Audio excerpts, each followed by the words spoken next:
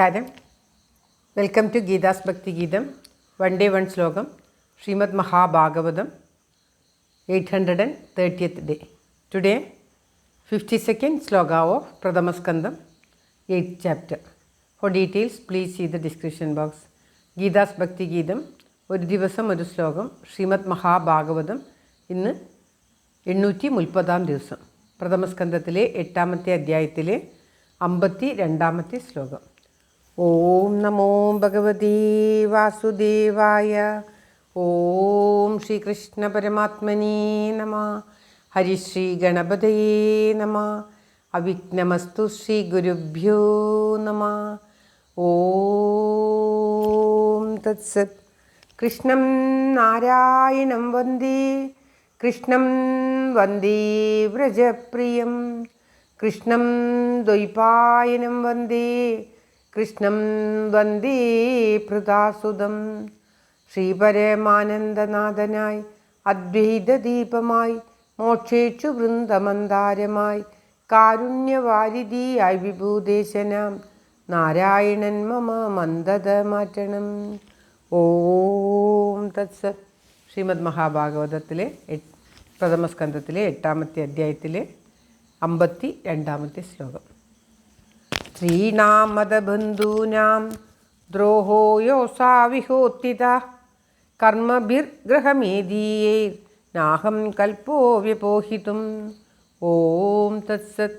സ്ത്രീണാം മദ്ദതബന്ധൂനാം ദ്രോഹോ യോസാവിഹോത്തിതഃ കർമ്മഭിർഗൃഹമേദീയൈർനാഹം കൽപ്പോ വ്യപോഹിതും. ഓം തത്സത്.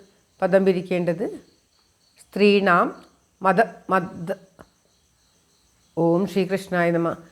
സ്ത്രീണാം മദ്ദത ബന്ധൂനാം ദ്രോഹോ യ അസൗ ഇഹ ഉത്തിത യോസാവിഹോത്തിത എന്നുള്ളത് യ അസൗ ഇഹ ഉത്തിത കർമ്മഭിർ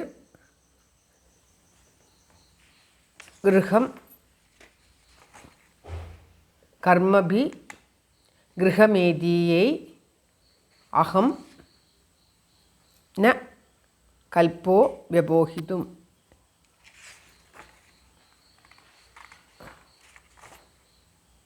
അഹം ന കൽപ്പ വ്യപോഹിതും. ഇങ്ങനെയാണ് പദം പിരിക്കേണ്ടത്. അതായത് മദ്ദത ബന്ധൂനാം എന്നാൽ ഹനിക്കപ്പെട്ട, മദ്ദത ബന്ധൂനാം എന്നാൽ ഹനിക്കപ്പെട്ട, സ്ത്രീകൾക്ക് ഇഹ ഈ യുദ്ധത്തിൽ ഉത്തിത ഉണ്ടായ ദ്രോഹം യാതൊന്നു അസൗ ഇത് ഗൃഹമേദീയെ ഗൃഹസ്ഥാശ്രമത്തിൽ വിധിച്ചിരിക്കുന്ന കർമ്മങ്ങൾ കൊണ്ട് വ്യപോഹിതും തീർക്കാനായിക്കൊണ്ട് അഹം ഞാൻ ന കൽപ്പ സമർത്ഥനല്ല.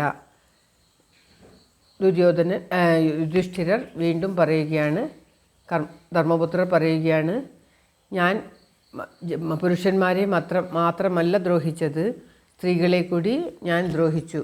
എന്തെന്നാൽ ബന്ധുക്കളായിട്ടുള്ളവരെ വധിക്കം മൂലം സ്ത്രീകൾക്ക് വളരെയേറെ ദ്രോഹമാണ് ഉണ്ടായത്. അപ്രകാരം സ്ത്രീകളെ ദ്രോഹിച്ചത് എനിക്ക് എൻ്റെ ഗൃഹസ്ഥാശ്രമ പ്രായശ്ചിത്തം കൊണ്ടൊന്നും തീർക്കാൻ പറ്റില്ല.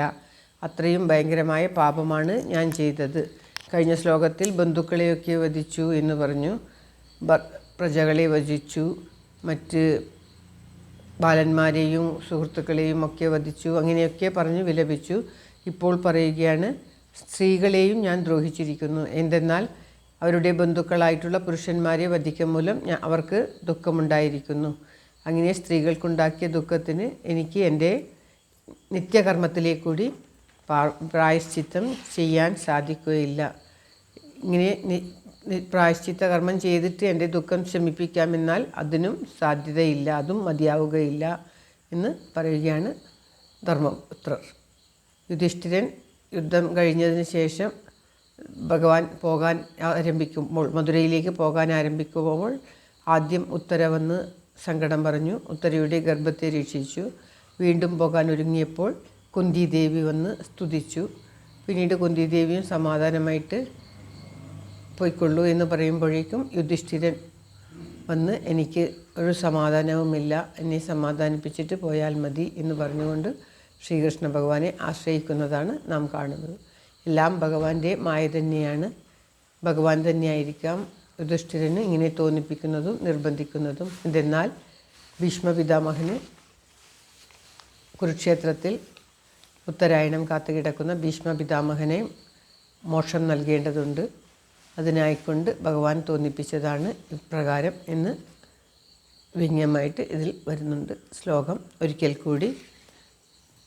സ്ത്രീണാം മദ്ധത ബന്ധൂനാം ദ്രോഹോ യോസാവിഹോത്തിത കർമ്മഭിർഗൃഹമേദീയേ നാഹം കൽപ്പോ വ്യപോഹിതും. ഓം തസ്തത്.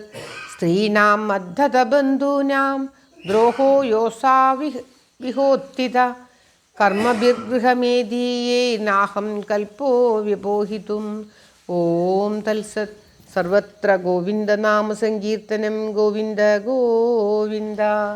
എല്ലാവരുടെയും നന്മയ്ക്കും ആയുരാരോഗ്യ സൗഖ്യത്തിനുമായി പ്രാർത്ഥിച്ചുകൊണ്ട് ഭഗവത് സമക്ഷം ഈ ശ്ലോകം സമർപ്പിക്കുന്നു. Geetha Rajan. Thank you for watching. All the best. Have A very very nice day. God bless you. ദൈവം അനുഗ്രഹിക്കട്ടെ. എല്ലാവർക്കും എല്ലാവിധ ആയുരാരോഗ്യ സൗഖ്യവും നന്മയും ഉണ്ടാകട്ടെ. ഓം തത്സത്.